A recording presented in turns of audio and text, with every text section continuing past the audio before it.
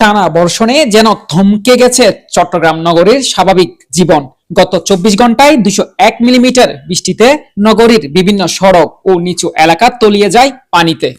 পানি জমে যাওয়ার কোথাও ধীর গতিতে চলছে যানবাহন, আবার কোথাও পথচারীদের পড়তে হয়েছে চরম দুর্ভোগে। বৃষ্টির তীব্রতায় অনেক ব্যবসা, শিক্ষা প্রতিষ্ঠানে ঢুকে পড়ে পানি।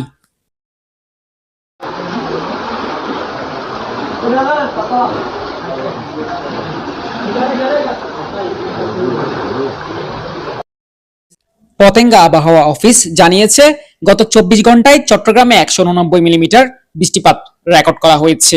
এর মধ্যে শুধু সকাল 6টা থেকে 9টা পর্যন্ত 3 ঘন্টায় 81 মিলিমিটার বৃষ্টিপাত হয়েছে। এছাড়া আমবাগান আবহাওয়া অফিস গত 24 ঘন্টায় 167 মিলিমিটার বৃষ্টিপাত রেকর্ড করা হয়েছে। লঘুচাপ ও সক্রিয় মৌসুমী বায়ুর প্রভাবে এই বৃষ্টিপাত আরো 2 থেকে 3 দিন অব্যাহত থাকতে পারে বলে জানিয়েছে আবহাওয়া অধিদপ্তর। কোচ নিয়ে জানা গেছে, নগরীর রাহাত্তারপুল, বাকলিয়া, আগ্রাবাদ, পাঠানটুলি, চকবাজার, নিউ মার্কেট, রিয়াজউদ্দিন বাজার, কাপাসগোলা ও কাতালগঞ্জ এলাকার প্রধান সড়ক এবং অলিগলিতে জলাবদ্ধতা সৃষ্টি হয়েছে। কোথাও কোথাও পানি মাড়িয়ে সাধারণ মানুষকে চলাচল করতে হচ্ছে। এমনকি আখতারুজ্জামান চৌধুরী ফ্লাইওভারের উপর পানি জমে যাওয়ার খবর পাওয়া গেছে।